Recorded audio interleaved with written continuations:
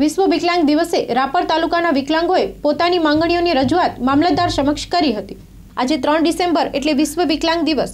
કુદરતે જેની સાથે અન્યાય કર્યો હોય એવા વિશ્વભરના વિકલાંગોને સન્માન આપવા માટે દુનિયાભરમાં આજે એક સાથે આ દિવસ મનાવવામાં આવે છે અને એમાંય આપણા લોકલાડીલા પ્રધાનમંત્રી નરેન્દ્ર મોદી સાહેબે તો આ જગતથી પણ એક કદમ આગળ વધી આવા લોકોને દિવ્યાંગ તરીકે સંબોધવા વહીવટી આદેશ કરીને સમગ્ર વિશ્વ માટે પ્રેરણાદાયી સંદેશ આપ્યો છે। પણ આ દિવ્યાંગોની જમીની હાલત કંઈક અલગ જ છે એવું આજે પોતાની માંગણીઓનું એક વેદના પત્ર આપીને રાપર તાલુકાના દિવ્યાંગોએ પોતાની લાગણીઓ વ્યક્ત કરી હતી, જેમાં ખાસ કરીને અન્ય તાલુકાઓમાં મળતી અંત્યોદય યોજનાના લાભ મળે એ માટે અંત્યોદય કાર્ડ મળી રહે એની વ્યવસ્થા કરવામાં આવે તો સમગ્ર તાલુકાના દિવ્યાંગોને બીપીએલ યાદીમાં સામેલ કરવામાં આવે, મફત પ્લોટ યોજનાનું અમલીકરણ કરવામાં આવે, ખાસ તો વીસી, આશા વર્કર, આંગણવાડી વર્કર, હેલ્પર જેવી નોકરીઓમાં 4% અનામત આપવામાં આવે। વિકલાંગ પેન્શન ગુજરાતમાં ફક્ત 600 રૂપિયા મળે છે, એ પણ બીજા રાજ્યોના પ્રમાણમાં ઘણું ઓછું છે। એવી રાવ પણ આજે વિશ્વ વિકલાંગ દિવસે રાપર તાલુકાના વિકલાંગોએ કરી હતી। આ તકે આવેદનપત્ર આપવા માટે કોરોનાની ગાઈડલાઇનને કારણે વિકલાંગ પ્રતિનિધિઓ મંગાભાઈ પાલાભાઈ વાઘેલા, ભારતીબેન એચ ઠક્કર, દેવાભાઈ મોહનભાઈ, રાણાભાઈ પરમાર, કાસમભાઈ શેખ અને અનિલભાઈ ઘેડા સાથે દિવ્યાંગોએ હાજર રહી પોતાની લાગણીઓ અને માંગણીઓ નાયબ મામલતદારને આવેદનપત્ર રૂપે આપી પોતાની વ્યથા ઠાલવી હતી। સ્ટોરી બાય ઘનશ્યામ બારોટ, મા આશાપુરા ન્યૂઝ ચેનલ, રાપર। આપણે આ 3 ડિસેમ્બર વિશ્વ વિકલાંગ દિવસ નિમિત્તે અમે મામલતદારશ્રીને આવેદનપત્ર આપવામાં આવ્યા છે। એમાં મુખ્ય મુદ્દા તરીકે જે કંઈ અત્યારે હાલની સરકારશ્રીની યોજના છે અંત્યોદય રેશન કાર્ડ અપાવવા વિકલાંગોને એ માટેની રજૂઆત કરી છે। અને આપણા મોડેલ ગુજરાતની અંદર આપણે મોડેલ ગુજરાતની વાત કરી છે ત્યારે એક આપણે જે વિકલાંગ પેન્શન યોજના છે એ આપણા મોડલ ગુજરાતની અંદર માત્ર ને માત્ર 600 રૂપિયા જ આપવામાં, જ્યારે અન્ય રાજ્યોની અંદર આ પેન્શન યોજનામાં જમીન આસમાનનો ફરક છે। ખાસ તો મંગાભાઈ, હું તમને ઓળખું છું ત્યાં સુધી તમે બહુ હાઈ એજ્યુકેટેડ માણસ છો। તમારું એજ્યુકેશન શું છે ને હાલે એ પ્રમાણે તમને શું મળે છે? સાહેબ, હું છે BA BEd છું વિથ PGDCA છું, પરંતુ અત્યારે જે કંઈ આપણી સરકારની જે કંઈ જે સ્થિતિ કહેવાય એ સ્થિતિ મુજબ આઉટસોર્સથી અત્યારે નોકરી મતલબ કે તમે કાયમી નોકરી આ બાબતે તમે આ બાબતે સાહેબ વારંવાર સ્પર્ધાત્મક પરીક્ષાઓ યોજવામાં આવે છે અને એમાં આ કૌભાંડોના કારણે આ પરીક્ષાઓ અવારનવાર રદ થતી હોય છે, એ જેના કારણે અમારી જે કાંઈ ઉંમરો છે એ પણ વહી જતી હોય છે। એટલે હાલ આ પરિસ્થિતિ જે કાંઈ આઉટસોર્સ છે એની અંદર જ અમારે શોષણ છે। શું કહેશો બેન તમે?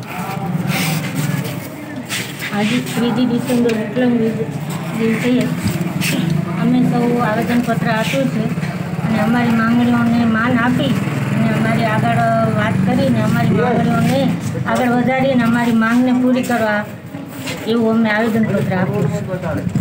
અનિલભાઈ, આ કઈ સંસ્થા દ્વારા તમે આવ્યા અને આજે મામલતદારને શું આવેદનપત્ર આપ્યું અને ખાસ તો મુખ્ય મુદ્દા શું હતા?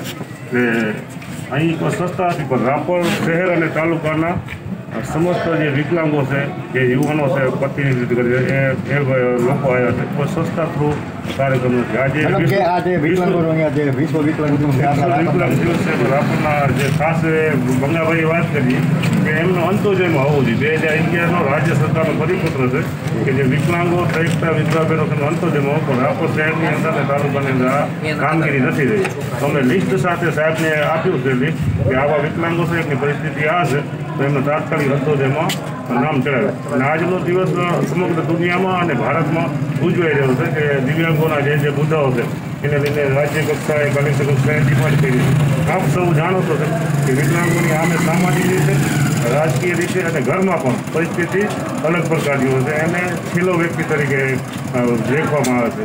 અને આપણે માન અને સન્માનની વાત કરીએ છીએ કે દિવ્યાંગોને જે ભાષાથી બોલાવવામાં આવે છે એ મહેરબાની કરીને લોકોએ ભાષા પર ન વાપરે, જે નેગેટિવ ભાષા છે એને માન અને સન્માન મળે એવી અપેક્ષા છે।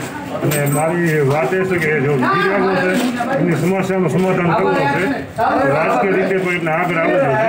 તો સરકાર પાસે એક ડિમાન્ડ છે કે ખાસ કરીને 2016ના વિકલાંગ ધારા મુજબ તેમજ આપણી સૌની ડિમાન્ડ પણ એ છે કે દરેક જે તાલુકા પંચાયતની હોય અથવા ગ્રામ પંચાયત હોય કે જિલ્લા લેવલ હોય ત્યાં એક દિવ્યાંગ પ્રતિનિધિત્વ, ચૂંટાયેલું દિવ્યાંગ પ્રતિનિધિત્વ હોવું જોઈએ, જેથી કરીને સમસ્યાઓનું સમાધાન કરી શકે.